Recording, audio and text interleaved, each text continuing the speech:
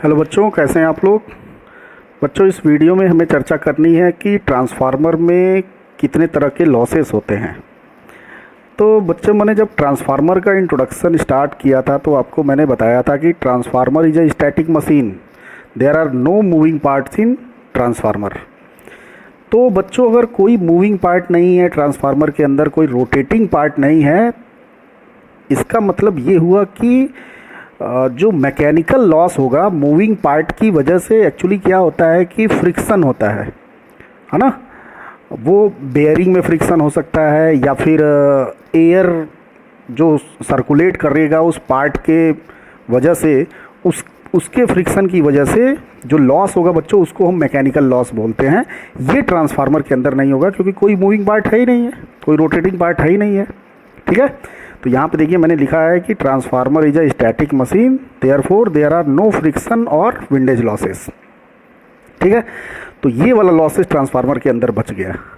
यही अगर मोटर और जनरेटर का केस होगा था बच्चों, तो आपको पता है कि मोटर और जनरेटर क्या होता है, रोटेटिंग मशीन होता है, तो ये लॉसेस जो है वो प्रेजेंट होते हैं।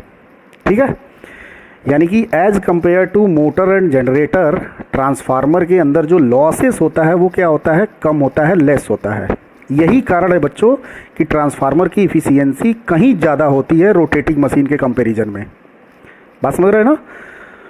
और आपको मैंने बताया था कि ट्रांसफार्मर एक ऐसा मशीन है जो आइडियल मशीन के अप्रॉक्सीमेटली या आइडियल मशीन के टेंस वर्क करता है। बात समझ रहे हैं ना। मीन्स इसकी इफिशियंसी बहुत ज़्यादा होती है, आप यूँ समझ लीजिए कि एबव 90% होती है। बात समझ में आई आपको। तो क्योंकि ये जो फ्रिक्शन लॉस है, जो मैकेनिकल लॉस है, वो ट्रांसफार्मर के अंदर प्रेजेंट नहीं होता है। समझ में आई बच्चों। तो ये लॉसेस बच जाता है ट्रांसफार्मर के अंदर। अब बारी है, ठीक है भाई, फ्रिक्शन लॉस नहीं होता है, मैकेनिकल लॉस नहीं होता है। अब आपको मालूम है कि ट्रांसफार्मर के अंदर मैग्नेटिक सर्किट और इलेक्ट्रिक सर्किट दोनों प्रेजेंट है। भाई आप मैग्नेटिक कोर यूज कर रहे हो ना, आयरन का कोर यूज कर रहे हो, तो जब आयरन का कोर, तो आयरन क्या है, मैग्नेटिक मटेरियल है, और आप कॉपर की वाइंडिंग इस्तेमाल कर रहे हैं तो वो क्या है, कंडक्टिंग मटेरियल है। तो मैग्नेटिक मटेरियल की वजह से जो लॉस होगा बच्चों, उस लॉस को आप क्या बोलोगे, आयरन लॉस या कोर लॉस। ये मैं ऑलरेडी डिस्कस कर चुका हूँ आपको मैग्नेटिक सर्किट के पार्ट 3 के वीडियो में। अब बच्चों, मैं एक बार फिर से कहना चाह रहा हूँ कि इस वीडियो को पढ़ने से पहले आप एक बार ज़रूर मैग्नेटिक सर्किट का पार्ट 3 वाला वीडियो पढ़ लेना। ठीक है। तो मैग्नेटिक कोर की वजह से, आयरन कोर की वजह से ट्रांसफार्मर के अंदर जो पहला लॉस होगा बच्चों, वो क्या होगा, कोर लॉस या आयरन लॉस। अब मैं आपको उस वीडियो में बताया था कि there are 2 types of iron loss या there are 2 types of core loss. First one is iron loss and second one is eddy current loss. ठीक है, sorry, first one is hysteresis loss and second one is eddy current loss. बात समझ रहे हो बच्चों। तो अब hysteresis loss क्या होता है और एडी करेंट लॉस क्या होता है, ये भी मैं आपको डिटेल में बताया था। और जब मैंने आपको हिस्टेरेसिस लॉस और एडी करेंट लॉस जब मैंने एक्सप्लेन किया था, तो उसमें मैंने आपको बताया था कि मटेरियल के अंदर जो करंट फ्लो कर रहा है, उससे इस लॉस का कोई लेना देना नहीं होता है बच्चों।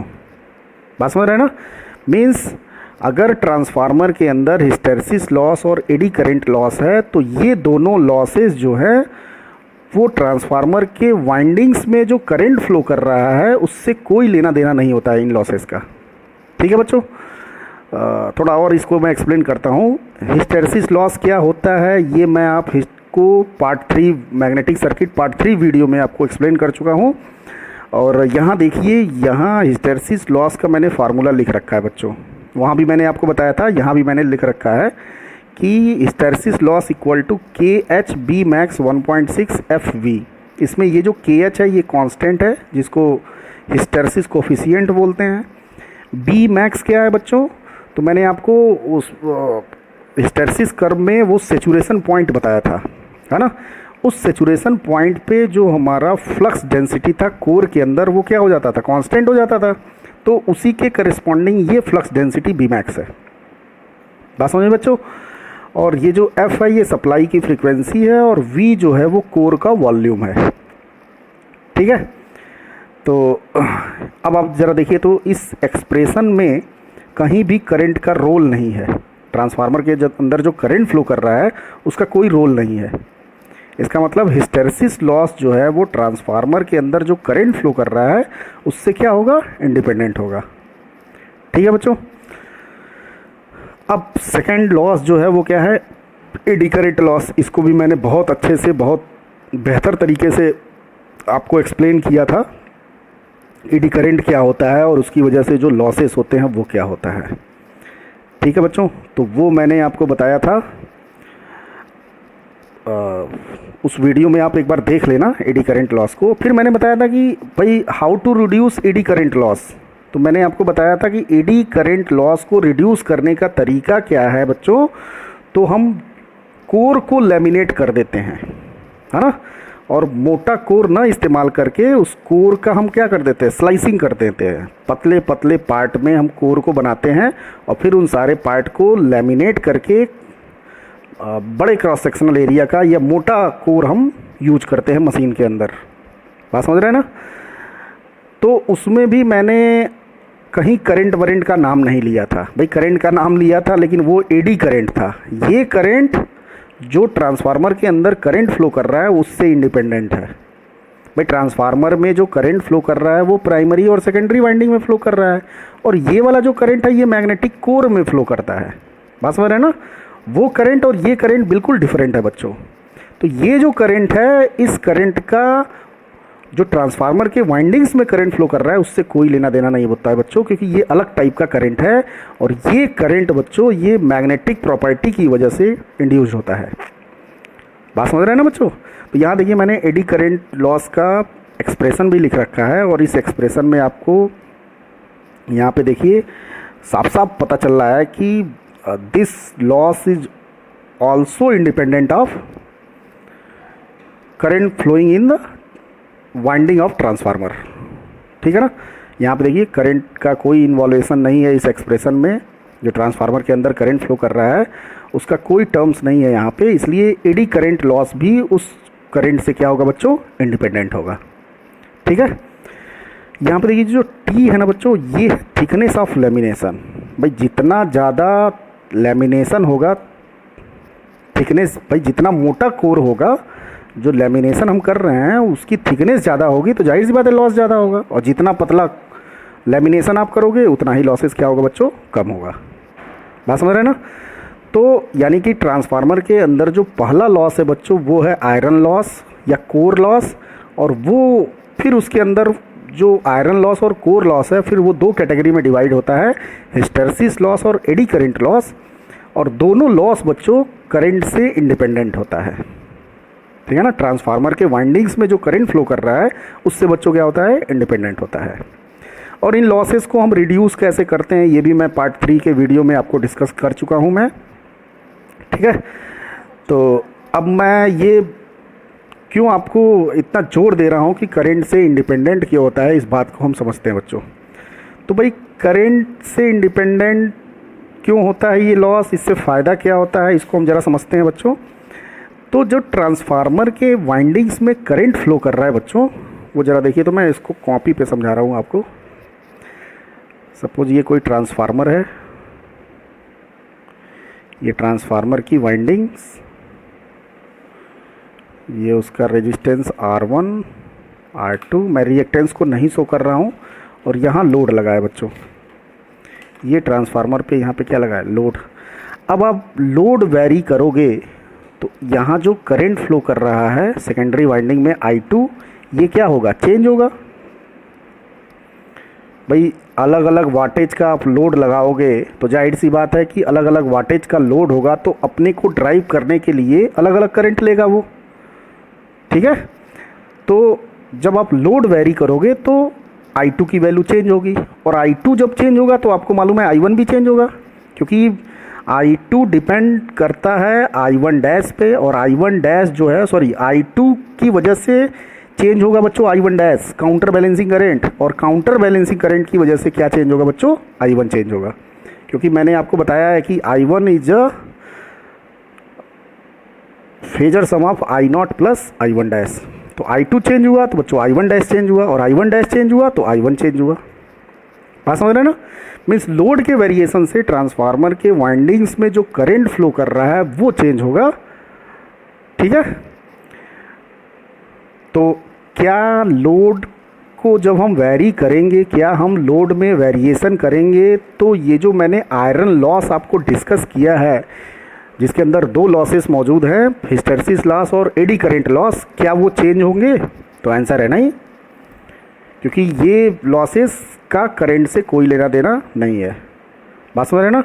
मीन्स ये लॉसेस जो मैंने आपको बताया, हिस्टैरिसीस लॉस और एडी करंट लॉस, या अगर हम एक लैंग्वेज में बोले तो जो आयरन लॉस होगा बच्चों, वो लोड से क्या होगा? इंडिपेंडेंट होगा।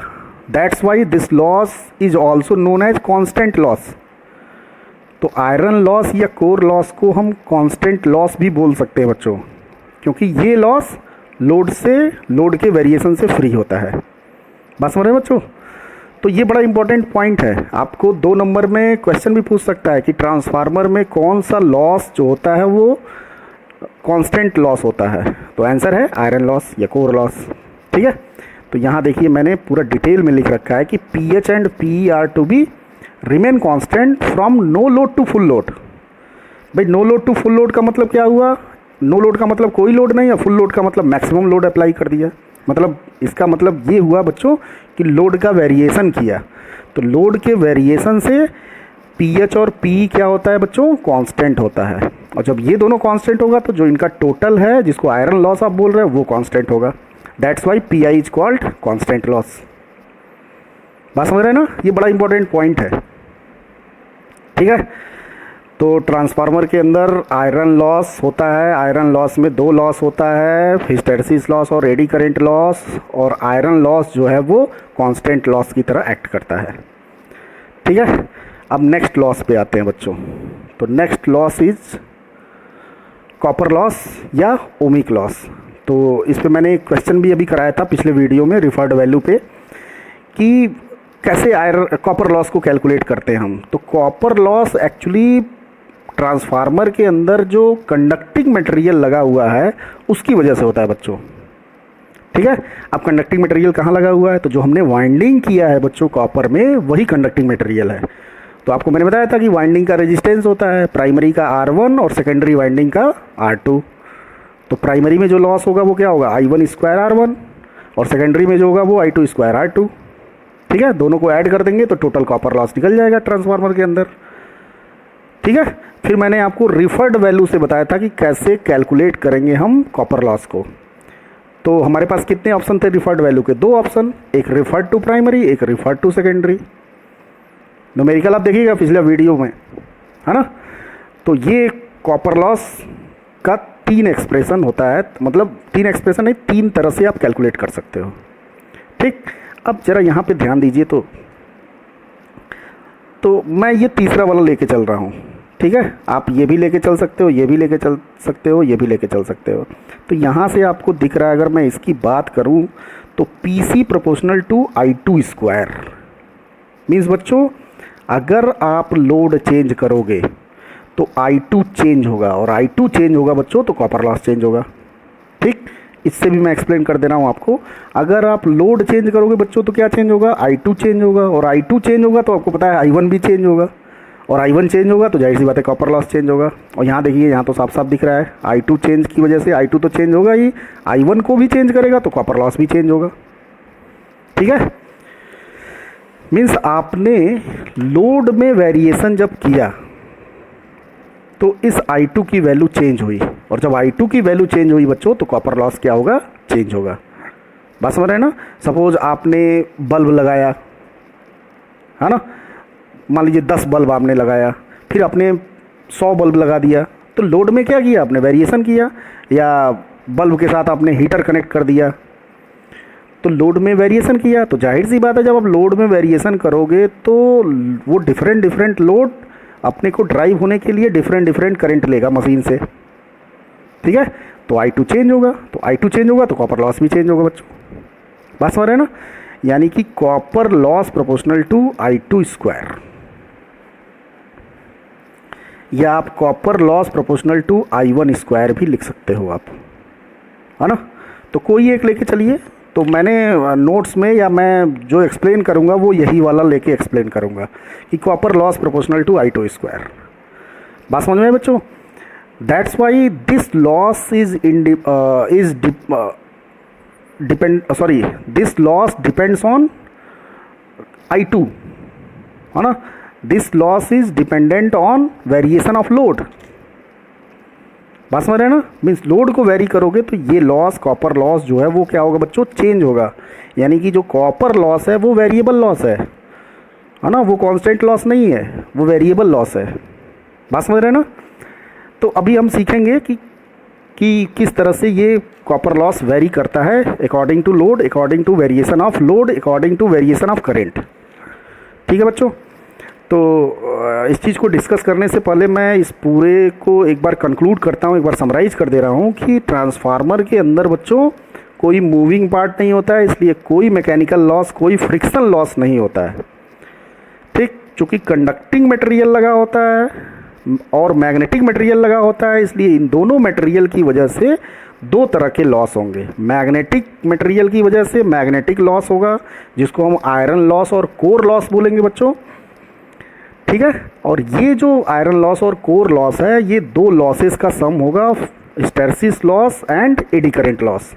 ठीक है, और आयरन लॉस बच्चों करंट से इंडिपेंडेंट होगा, या आयरन लॉस जो है वो कांस्टेंट लॉस होगा। ठीक है, मेन की पॉइंट्स मैं आपको बता रहा हूँ।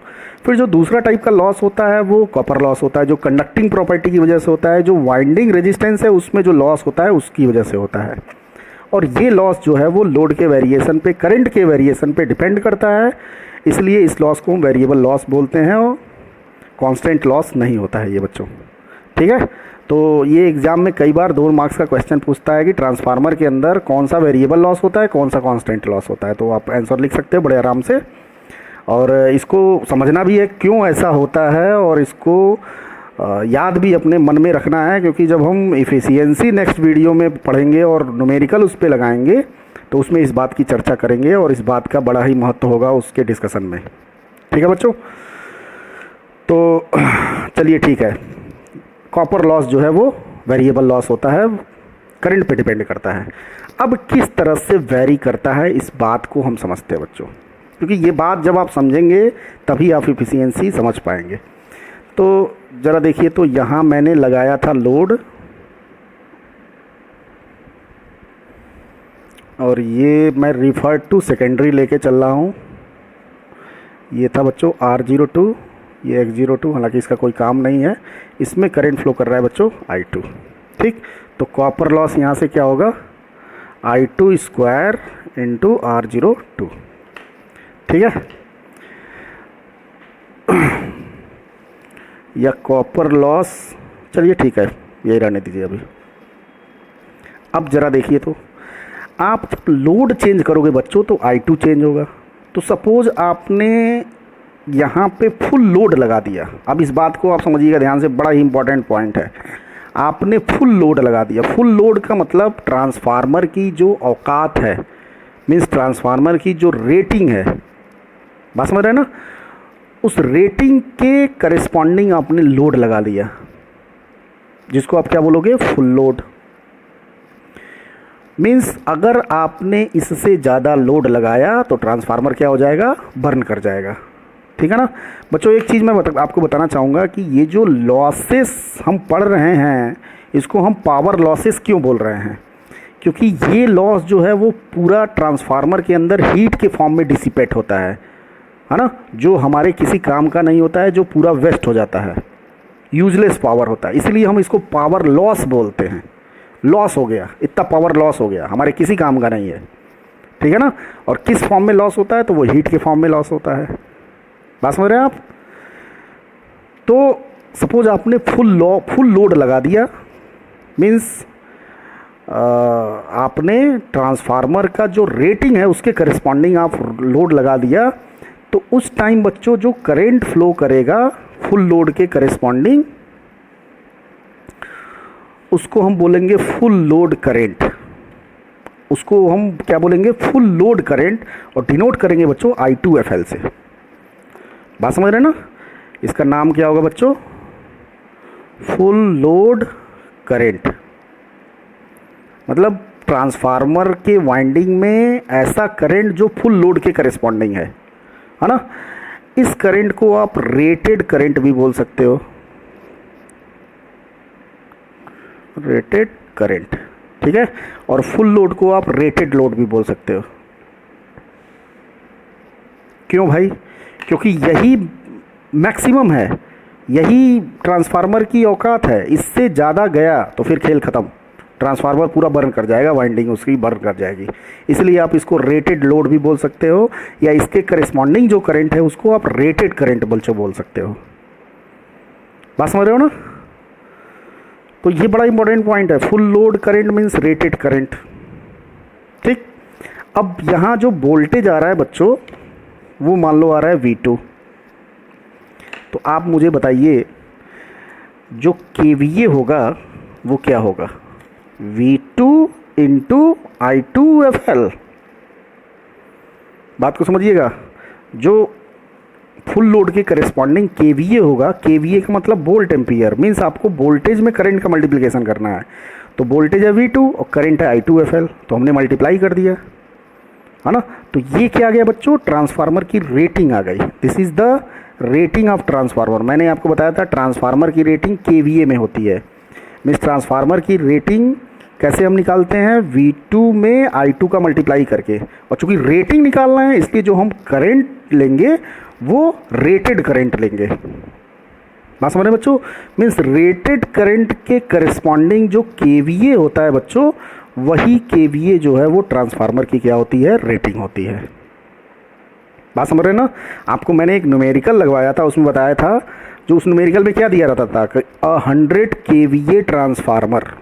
तो ये जो दिया है वो क्या दिया है, V2 इंटू I2FL दिया है। मीन्स मैक्सिमम लोड के करिस्पॉन्डिंग, फुल लोड के करिस्पॉन्डिंग जो रेटिंग, जो KVA होगा वही क्या होगा, ट्रांसफार्मर की रेटिंग होगी बच्चों, ठीक है। तो याद रहेगा आपको। अच्छा, आपने अगर सिंपली ऐसे किया, सिंपली आपने V2 I2 कर दिया, मतलब कोई जो एक जनरल करंट है I2, तो ये वाला क्या होगा, ये रेटिंग होगा नहीं, ये तो ट्रांसफार्मर का क्या होगा, उस लोड पे KVA हो जाएगा। चलिए इस चीज़ को अभी छोड़िए, अभी फ़िलहाल इसको अभी छोड़िए। अभी तो हम फिलहाल ये बात करेंगे कि कॉपर लॉस कैसे वेरी करता है करंट से, ठीक है। तो यहाँ देखिए बच्चों, अगर हम बात करें फुल लोड कॉपर लॉस की तो कैसे लिखेंगे, PCUFL। इसको हम लिखेंगे I2FL का स्क्वायर इंटू R02, ठीक है। ये क्या है, copper loss corresponding to full load, या आप इसको बोल सकते हो rated copper loss, rated copper loss, है ना भाई। जो कुछ फुल लोड के करेस्पॉन्डिंग होगा सबको आप रेटेड बोल सकते हो, चाहे वो करंट हो, चाहे वो लॉस हो, चाहे वो जो हो। बात समझ रहे हैं बच्चों? फुल लोड का मतलब रेटिंग। अब सुनिए जरा इधर, सपोज हमने ट्रांसफार्मर पे कोई जनरल लोड लगा दिया। अगर हम किसी जनरल लोड की बात करें, जनरल लोड का मतलब क्या होगा, अगर कोई भी जनरल लोड आप लगाते हो तो जाहिर सी बात है कि वो लोड फुल लोड से कम होगा, क्योंकि फुल लोड तो मैक्सिमम है, उससे ज़्यादा तो आप लगा नहीं सकते हो। बात समझ रहे हो ना? तो वो जो जनरल लोड होगा वो फुल लोड से क्या होगा बच्चों, कम होगा। और जनरल लोड के करस्पॉन्डिंग जो करंट है बच्चों, वो सपोज कर लिया आपने I2 है, ठीक। अब जरा सोचिए, तो क्या I2 की वैल्यू I2FL के कंपैरिजन में ज़्यादा होगी कि कम होगी, ये सोचने वाली बात है। तो जरा सोचिए, तो भाई I2FL क्या है, मैक्सिमम करंट है, रेटेड करंट है, इससे ज़्यादा तो हो नहीं सकता है। यानी ट्रांसफार्मर में जो भी करंट होगा, जो भी जनरल करंट होगा, उसकी वैल्यू इस रेटेड करंट से, इस फुल लोड करंट से क्या होगी बच्चों, कम होगी। भाई तभी तो ट्रांसफार्मर प्रॉपरली वर्क कर देगा, वरना अगर ज़्यादा कर दोगे तो बर्न नहीं कर जाएगा। बात समझ रहे हैं ना? इसलिए ट्रांसफार्मर में जो भी करंट फ्लो करेगा वो फुल लोड से कम ही होगा, और यही करंट इसके इक्वल हो जाएगा तो वो फुल लोड करंट हो जाएगा। बात समझ रहे हैं ना? तो ये बड़ा इंपॉर्टेंट पॉइंट है बच्चों, I2 लेस देन I2FL। ठीक, अब जरा हम इसको रिलेट करते हैं मैथमेटिकली। तो ये है भाई फुल मतलब मैक्सिमम, और ये है कोई जनरल करंट। तो जाहिर सी बात है, तो बच्चों जो जनरल करंट होगा वो जाहिर सी बात है कि अपने मैक्सिमम वैल्यू से, अपने फुल लोड वैल्यू से क्या होगा, कम होगा। इसका मतलब अगर मुझे मैथमेटिकली रिलेट करना हो इन दोनों को, तो मैं लिख सकता हूँ कि I2 is a fraction of I2FL। ठीक है, और वो फ्रैक्शन हमने एज्यूम कर लिया x। ठीक है, वो हमने फ्रैक्शन क्या एज्यूम कर लिया, x। अब जरा दिमाग लगाइए, तो x की वैल्यू जाहिर सी बात है कि 1 से क्या होगी, कम होगी। भाई अगर मैं फ्रैक्शन बोल रहा हूँ I2 को, तो x की वैल्यू क्या होगी, 1 से कम होगी। ठीक है, और यही अगर x की वैल्यू 1 हो जाएगी, तो जो I2 की वैल्यू होगी बच्चों क्या हो जाएगी, I2FL हो जाएगी, जिसको हम फुल लोड करंट बोलेंगे या रेटेड करंट बोलेंगे। लेकिन अगर x की वैल्यू लेस देन 1 है, तो उस टाइम जो करंट होगा वो क्या होगा, वो कोई जनरल करंट I2 होगा, और उसकी वैल्यू बच्चों क्या होगी, x इंटू I2FL। ठीक है, अब ये x को क्या कहोगे आप, x का, भाई x क्या है, फ्रैक्शन है किसका, this is fraction of full load. Full load का क्या है, फ्रैक्शन है। जैसे आपको कहीं पे लिखा हुआ है, किसी लाइन में लिखा हुआ है कि 50% ऑफ फुल लोड, तो बताइए x की वैल्यू क्या हो गई। अगर लिखा हुआ है 50% of full load, it means x is equal to 1/2। भाई 50% का मतलब क्या हुआ, 1/2। बोलिए, अगर कहीं लिखा है कि 75% ऑफ फुल लोड, मतलब फुल लोड का 75%, तो इसको आप किस तरह से समझोगे, इस लाइन से आप x की वैल्यू क्या लोगे, बताइए। 75% का मतलब 75/100 मीन्स 3/4, यानी x की वैल्यू क्या हो जाएगी उस टाइम, 3/4। तो आप देख रहे हैं, जो भी x की वैल्यू होगी वो फुल लोड का फ्रैक्शन होगा, फुल लोड का कुछ परसेंटेज होगा। बात समझ रहे ना। और यही अगर बोला कि लोड जो है 100% ऑफ फुल लोड, मतलब x की वैल्यू क्या हो जाएगी, 1, और वो फुल लोड हो जाएगा, वो रेटेड लोड हो जाएगा बच्चों। बात समझ रहे ना। तो मैंने I2 और I2FL को कैसे रिलेट किया, I2 is equal to x into I2FL, where x is the fraction of full load. ठीक है, और वो आप उस लाइन में पढ़ के पता कर लोगे कि x की वैल्यू क्या होगी। 50% बोला तो 1/2, 70% बोला तो 3/4। ठीक है, या कभी कभी ऐसे भी दे देता है कि 2/3 फ्रैक्शन ऑफ फुल लोड, तो समझ जाओगे x की वैल्यू 2/3 है। बात समझ रहे बच्चों। यानी I2 मीन्स एक जनरल करंट, एक जनरल लोड के corresponding current is equal to x into full load के करस्पॉन्डिंग करंट। ठीक है बच्चों। अब जरा देखिए, तो कॉपर लॉस अगर कैलकुलेट करना है, ये जो जनरल करंट फ्लो कर रहा है उसके करस्पॉन्डिंग कॉपर लॉस कैलकुलेट करना है, तो क्या होगा, I2 स्क्वायर इंटू R02। अब जरा I2 की वैल्यू रखिए, तो क्या हो जाएगा, इसको आप पुट करोगे तो ये हो जाएगा x स्क्वायर I2FL का स्क्वायर इंटू R02। बात समझ रहे हैं बच्चों। अब जरा इसको देखिए, तो ये पूरा पार्ट क्या है, ये है, ये जाना पहचाना है, ये है बच्चों PCUFL। मीन्स ये वाला जो टर्म है वो copper loss corresponding to full load है। ठीक है बच्चों। तो ये जो कॉपर लॉस आया वो फुल लोड कॉपर से कैसे रिलेट हुआ, ये मैंने आपको समझा दिया कि कोई भी ट्रांसफार्मर के अंदर कॉपर लॉस किसी भी जनरल लोड पे उसकी वैल्यू क्या होगी, x square into copper loss of corresponding to full load, या copper loss corresponding to rated value. बात समझ रहे बच्चों। तो अगर आपको कॉपर लॉस निकालना है और अगर x पता है, तो उसके रेटेड कॉपर लॉस से आप कैलकुलेट कर सकते हो कॉपर लॉस की वैल्यू। ठीक है बच्चों। तो यहाँ आपने देखा कि किस तरह से कॉपर लॉस जो है वो करंट से डिपेंडेंट है, ठीक है, देखिए करंट से किस तरह से डिपेंडेंट है। और कॉपर लॉस, किसी भी जनरल लोड पे जो कॉपर लॉस होता है वो फुल लोड के कॉपर लॉस से कैसे रिलेट होता है, ये मैंने आपको बता दिया। बड़ा ही इम्पॉर्टेंट ये डिस्कशन है बच्चों, बड़ा ही इम्पॉर्टेंट चर्चा है ये, क्योंकि अगर आपको ये नहीं समझ में आएगा तो फिर इफ़िशियंसी आप समझ नहीं पाओगे और इफ़िशियंसी पे बेस्ड प्रॉब्लम को सॉल्व नहीं कर पाओगे। इसलिए ये वीडियो समझना बहुत ज़रूरी है बच्चों, ठीक है। तो अगर आपको नहीं समझ में आया तो एक दो बार रिवर्स करके देखना।